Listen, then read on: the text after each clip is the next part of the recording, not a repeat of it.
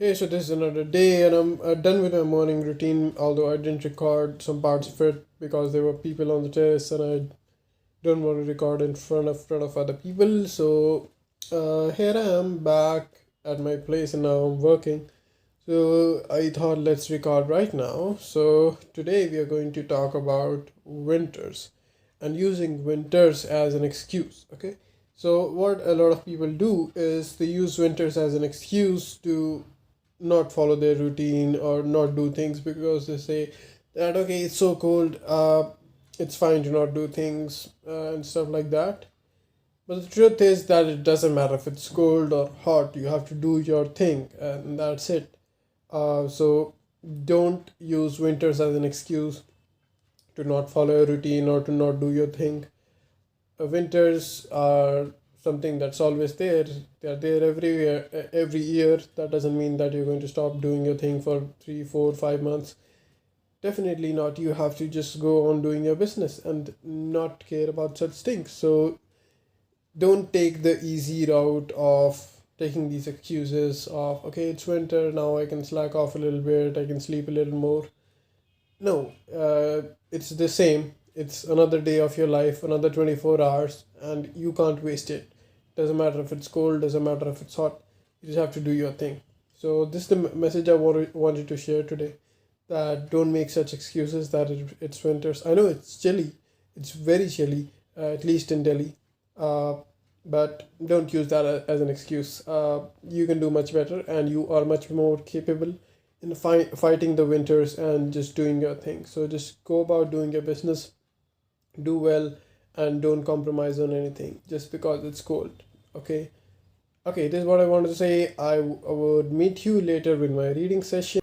Hey, so today we are going to read this blog by Paulina Marinova Pompiliano, which is titled Three Ways to Attract More Luck into Your Life. George Mack specializes in growth marketing for e commerce and tech businesses, and he studies how mental models influence our thinking. Below, Mack shares the thought frameworks he has used to attract more luck into his life. By George Mack. There's a lot that's been written about games of skill. There is the 10,000 hour theory, deliberate practice, flow state, the list goes on. In contrast, there's been little that's been written about games of luck. This is because, by definition, luck is a random event that we can't control. So we don't bother discussing it that much. I think there's a secret hidden in plain sight, though. Luck is partially a game of skill, and you can increase your odds by following the rules of the game. Here are three ways you can attract more luck into your life. Number one, avoid boring people. I stole this from Charles Wolfe, who stole it from Watson. The phrase avoid boring people has two meanings. Read it again. Avoid people that bore you, avoid being the boring person in the room.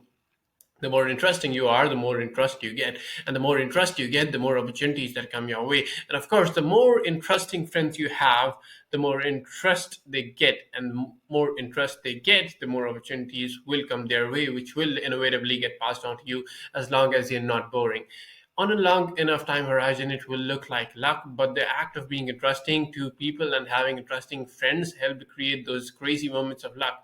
How do you do this? It's a flywheel. First, focus on being an interesting person. If this isn't intuitive, find someone who you admire and break down to first principles what makes them interesting. Command C and Command V, copy paste.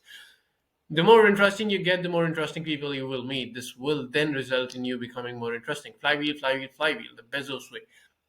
Number two, have a luck razor. Let's explore several mental models. Occam's razor states that if all other factors are equal, you should choose the most simple option. Hanlon's razor states that if all other factors are equal, you should attribute bad behavior to stupidity rather than malice. And then there's what I call the luck razor. If all other factors are equal, choose the path that feels the luckiest. This is a highly personal one for me. I was supposed to go for a drink with someone cool I met on Twitter. It was standard UK winter, rainy winter. Pissing it down is what we call it.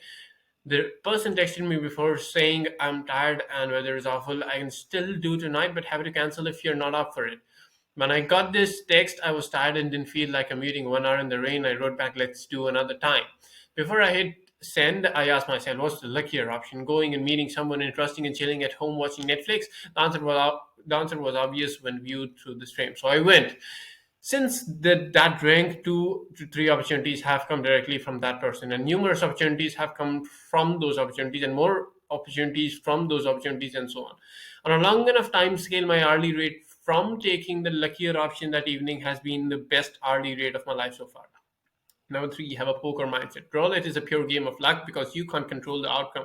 The casino operator spins the wheel and you get the number ball lands on.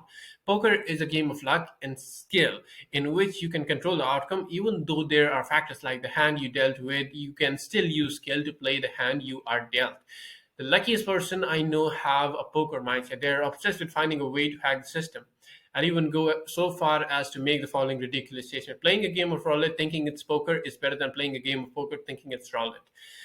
The person who plays poker with a roulette mindset will lose. They will cause more bad luck by attributing everything to luck and ignoring the influence they have. The person who plays roulette with a poker mindset will probably turn it into a game of skill as long on a long term horizon. If they are obsessed with identifying the areas they can control and influence, they'll ultimately find a way to do it. They may design a chip that sits on a casino's wall or simply bribe the guy at the wheel. Either way, it's doable. Even for games that feel like pure luck, question everything with a poker mindset, and you may find a hack that nobody else has discovered because they thought it was roulette. If you enjoyed reading this post, feel free to share it, blah, blah, blah. Okay, so this was a very interesting post. Some very interesting insights shared on how you can increase your how you can increase your odds of getting luckier. And the writer shares 3 very interesting takes. One was that you should have a poker mindset, that you always have some amount of control. Always look for that control and exercise that control, even if that's a game of luck. Okay. Then the other learning is have a luck raiser. That what sounds to be luckier option and choose that option always. And number one was that you should avoid boring people and avoid being boring yourself, because when you're interesting people come your way, and when interesting people come your way, all the opportunities that get attracted to interesting people also come your way. So that's the power of networking, and that's why it's important. So this is how these are 3 amazing ways to get luckier. Try to apply these in your life, and I hope you find this helpful. Bye. Hey, so now we are done for the day, and now I'm going to meet you tomorrow with more stuff. And my goal for tomorrow is to be more punctual so that I can do things on time, so that I can get more things done as a result. So that'll be the goal. See you tomorrow. Thanks for watching. Bye bye.